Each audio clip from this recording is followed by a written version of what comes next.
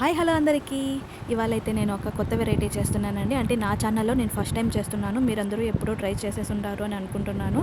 అదేంటంటే టిక్కా అండి. మటన్‌తో టిక్కా చేస్తున్నాను. ఎప్పుడు నేను ట్రై చేయలేదు. ఎలా వస్తుందో ఏమో నాకు ఐడియా లేదు. మీతో పాటు నేను చూస్తాను.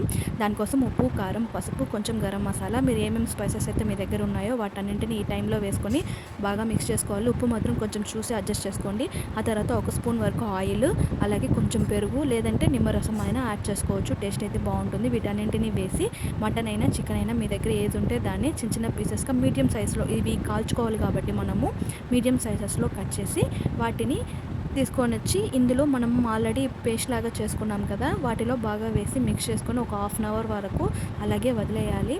బాగా మసాలా అనేది పీసెస్కి పడుతుందనమాట. మీకు కావాలంటే ఓవర్ నైట్ అలాగే వదిలేసారంటే కూడా, ఇంకా నెక్స్ట్ డే చేశారంటే కూడా ఇంకా టేస్ట్ అనేది చాలా బాగుంటుందన్నమాట. ఇలా మ్యారినేట్ చేసి పెట్టుకున్న తర్వాత ఒక ఇనుప కమ్మి లాంటిది నేను ఒక చిన్నది సన్నగా ఒకటి తీసుకున్నానండి.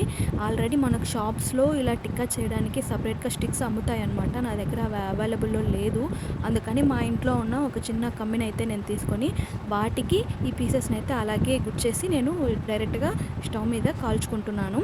ఇవి కాలడానికి కొంచెం టైం అయితే పడుతుంది. సిమ్లోనే పెట్టి నీట్గా నెమ్మదిగా కాల్చుకున్నారంటే టేస్ట్ అనేది చాలా బాగుంటుందండి. నేను లాస్ట్లో ఒక 2 మినిట్స్ వరకు హై ఫ్లేమ్లో పెట్టి కాల్చేసాను, చాలా లేట్ అయిపోతుందని చెప్పేసి.